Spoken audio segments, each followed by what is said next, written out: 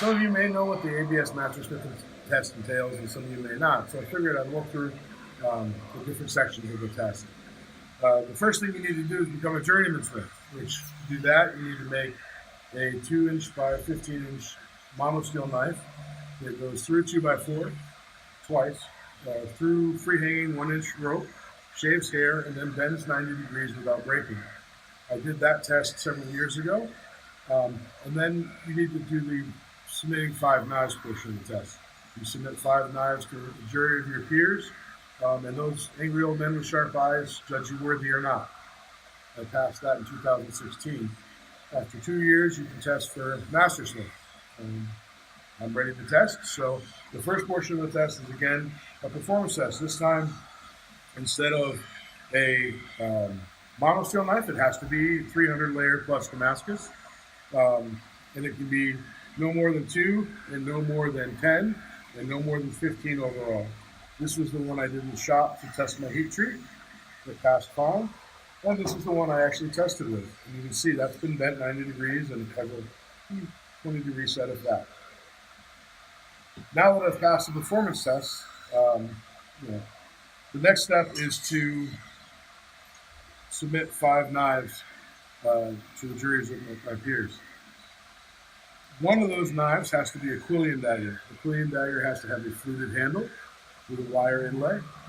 It has to be at least a 300-layer Damascus blade. It can be any pattern you like. It can be mosaic, but one section has to have at least 300 layers in it. They will go over everything with as fine a tooth comb as they can find.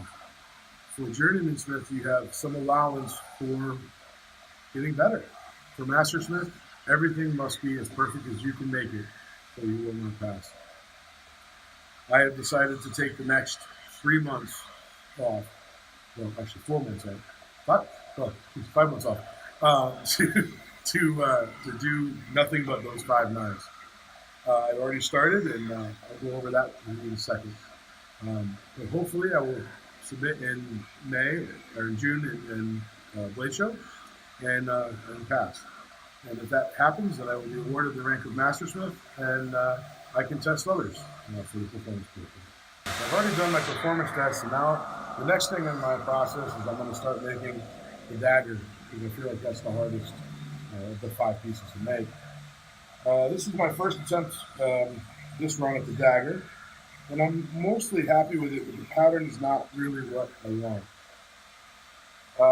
I decided I really like the low layer pattern, but part of the dagger needs to be 300 layers. So I made a second dagger, which is going to be part of my set. This will not be the Quillian dagger. And this is in a fairly low layer mosaic pattern. So I'll finish this one out as part of my 5. This is my next backup, I guess, for the dagger. This is a 360 layer bar that I'm going to pattern this way. So I have a serpenting ladder pattern.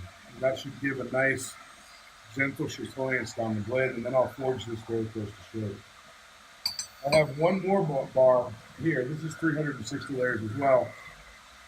My next step on this one is I'm going to forge the rhombus like this. And then I'm going to take these and I'm going to chevron tile them the same way I've done with this. And I should get a nice kind of Essie chatoyance down the middle. And if that comes out good, that will be my dagger. I have a few extra bars here that I can mess with, and I have to make my other 4 knives. One of these 2 chef's knives will be in my set.